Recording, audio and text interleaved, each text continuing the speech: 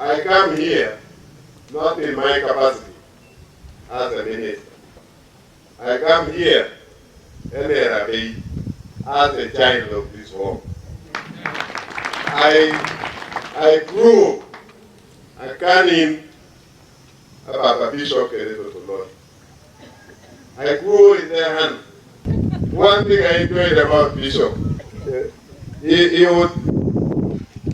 would never hold something in his heart for long, but always,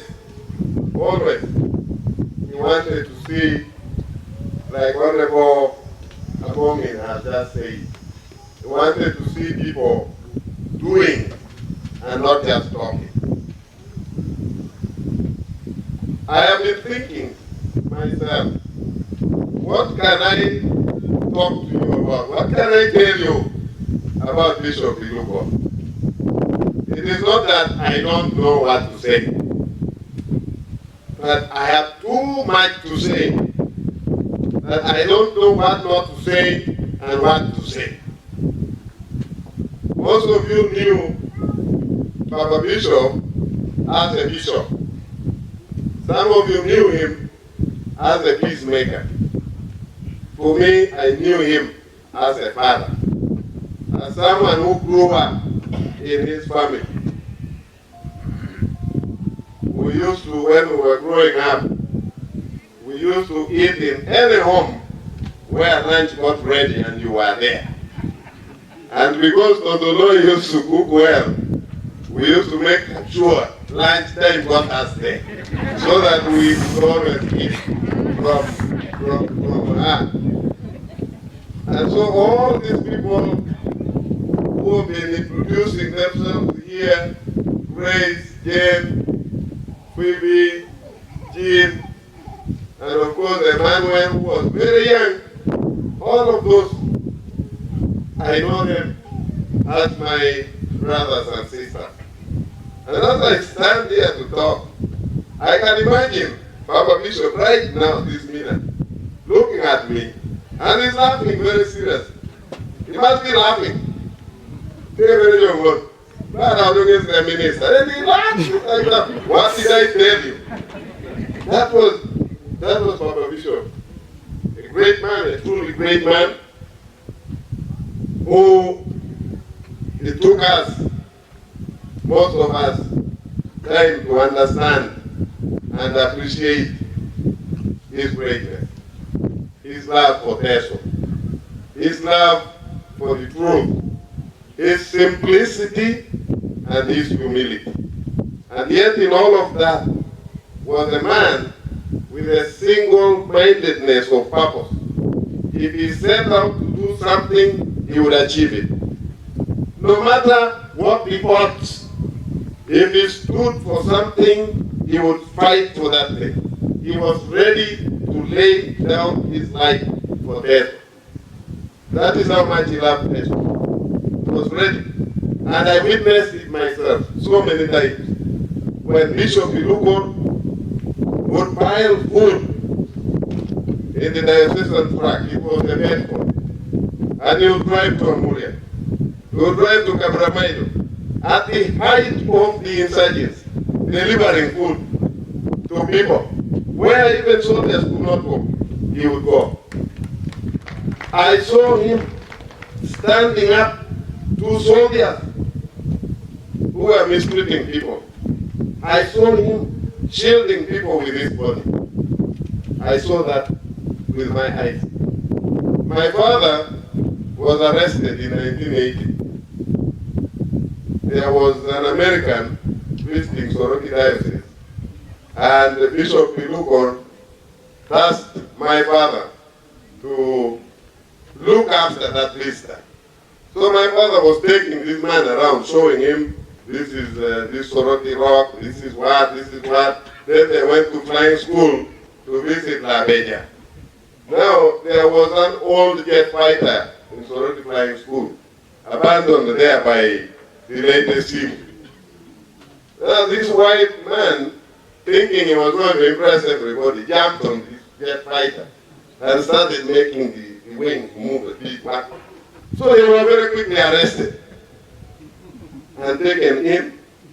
Those days there were no phones, this mobile, nothing. I don't know how the information reached Bishop.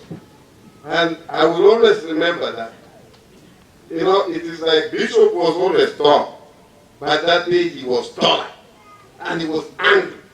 And he went to flying school. Within 20 minutes he came back with my father. What he did there, I don't know. I think he picked up some soldiers, because I don't know. But that was the Bishop Ilukor I knew.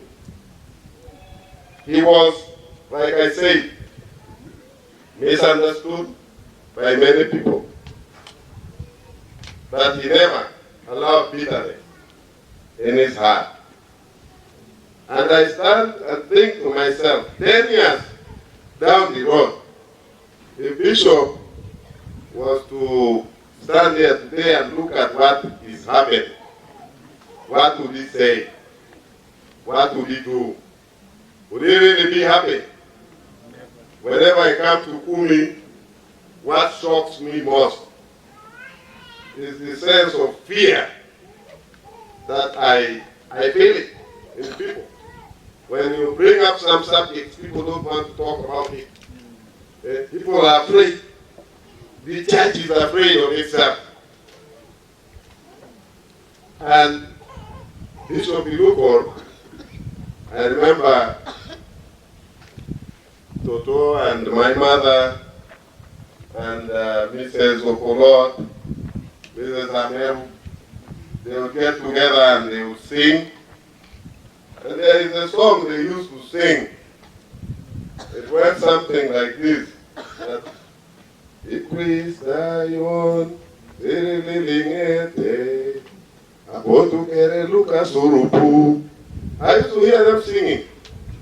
And I could imagine like these women were going to war or something. Abotu Lucas Urupu. And you're just there quiet, fearing to talk. What are you afraid of? If you really learn something from Bishop, then you should stand up and do the right thing and fight for the church. The church is threatened. Once again, the church is under threat by forces that we do not understand. And we should speak up. We should protect the church as Bishop wanted it to be. This Diocese of Kumi is the offspring of Bishop Ilukor. And for it to go through what it is going through, and for us to pretend that we are not seeing it, is wrong. I will speak up not as a politician, but as someone who cares for the church, who values the church, who believes that what Bishop Ilukor fought for did not die with him, but should live on after him. We should be thinking of a Kumi diocese, a Soroti diocese, which is now so big and so strong that it can afford another diocese, a sister diocese. But here, we are divided to the point where I suspect there are people who may even be afraid to be seen here, because they don't know what will be said on the other side. It is indeed very unfortunate. If I was an artist and I was asked to draw a picture of Bishop Ilukor, the picture I would draw of him is not even in his priestly garb. No.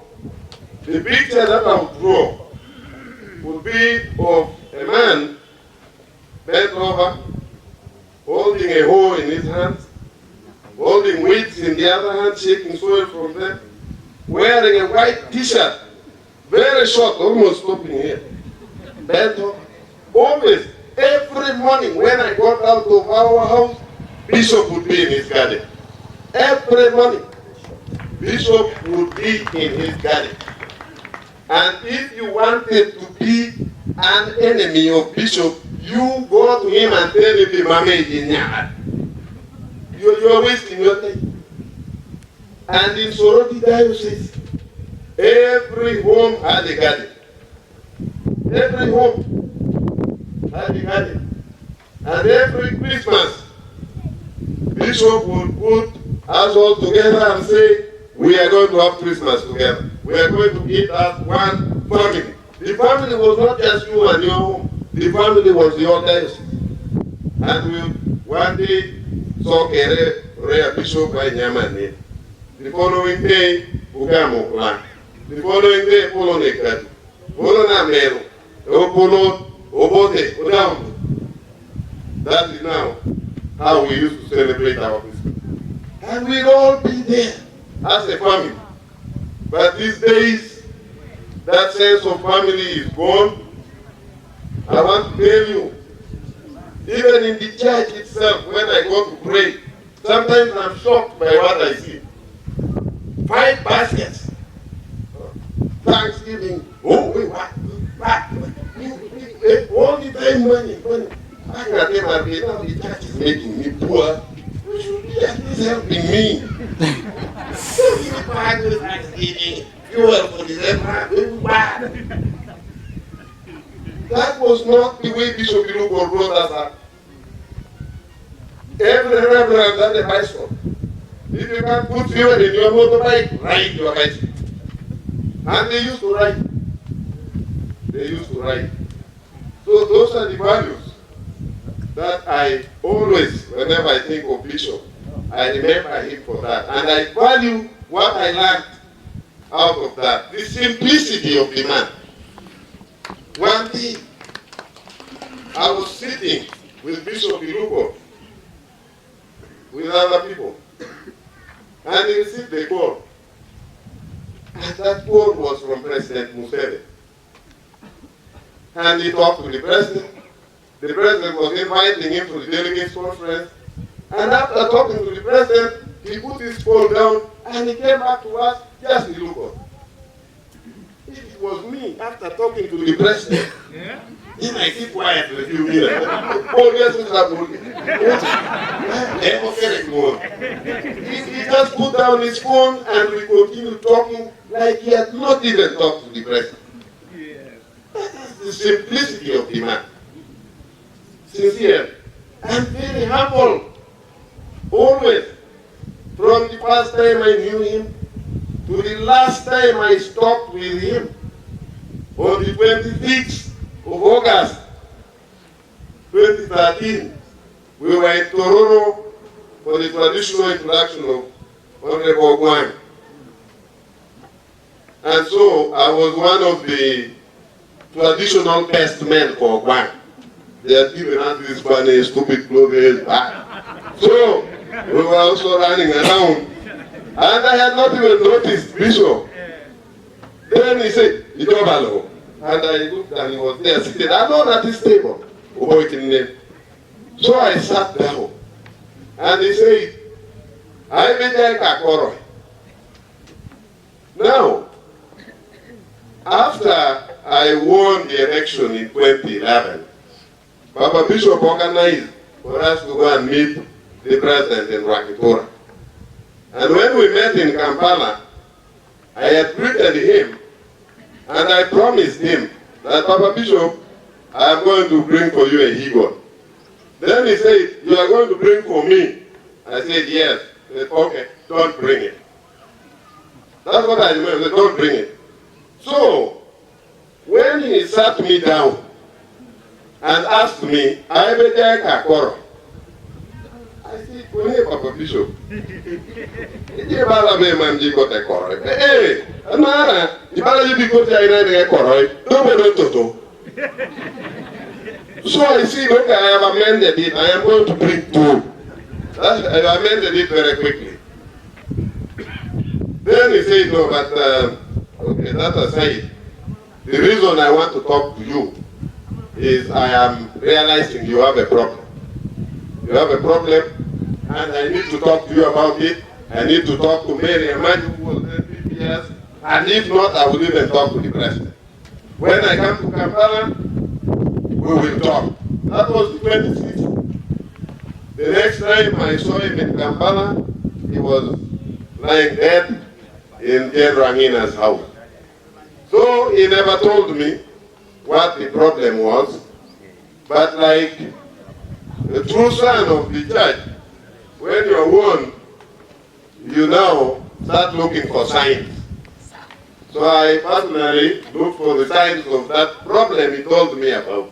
And I was able to locate the problem, what it was exactly, and I am glad that he told me what he told me.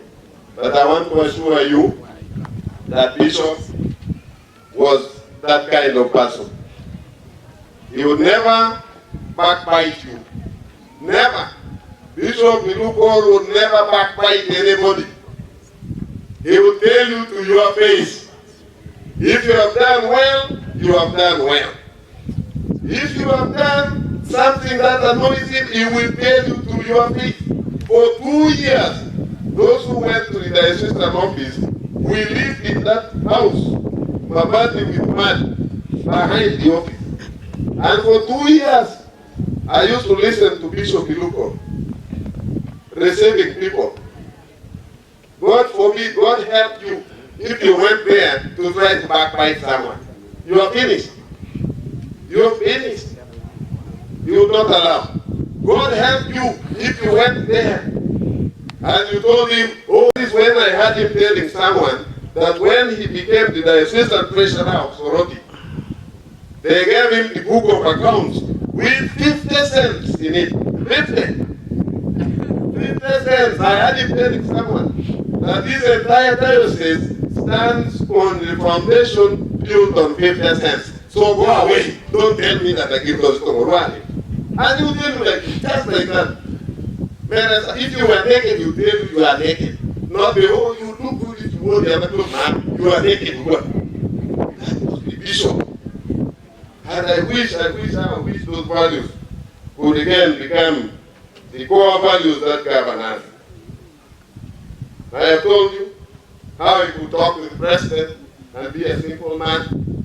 I have seen Bishop Ilukor talking to people and people flattering him. You talked about when you thought you would be the Archbishop. But I remember when people wanted him to be the first Emperor more. So many times I said, ma'am, where I am, I can serve. If it was me, I would be a more now. But Bishop knew that some of these things compromise you. If you take them, they compromise your values. And that's why he was never on the payroll as a presidential advisor. Although he was open to the president every time the president wanted him, he was ready to receive the president's call. That is the Ilukor I know. He was, like I say, mistaken so many times. I remember Bishop Ilukor was called the rebel sympathizer for so long. But all that he said was, I am a Teso sympathizer. I love Teso, and I can't see bloodshed and keep quiet out of fear. And that is why I have moved around Uganda, and I've seen what happened in Acholi. Nothing, I can assure you, nothing that happened in Teso compares to what happened to those people. But part of the reason that we did not see these negative consequences of war, part of the reason we didn't see them is because of Bishop Ilukor. Because of him. He wanted peace for Teso, and when the president listened to him and allowed him to talk to the rebel, just like that, the war ended. Some of the rebels are now big people in government because of Bishop Ilukor. Because I am sure now, if they were not big people in government, they would be dead in the bush now. But that was Bishop. When we met the president in Wakikura in 2011, one of the things that he asked for from the president was to give us a Ministry of Teso Affairs. That was his brainchild. And the president said, Mama J, I will do it.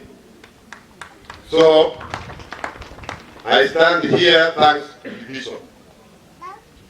And also, thanks to you, because what I know is that Dr. Christine was the first Minister of State for Teso Affairs.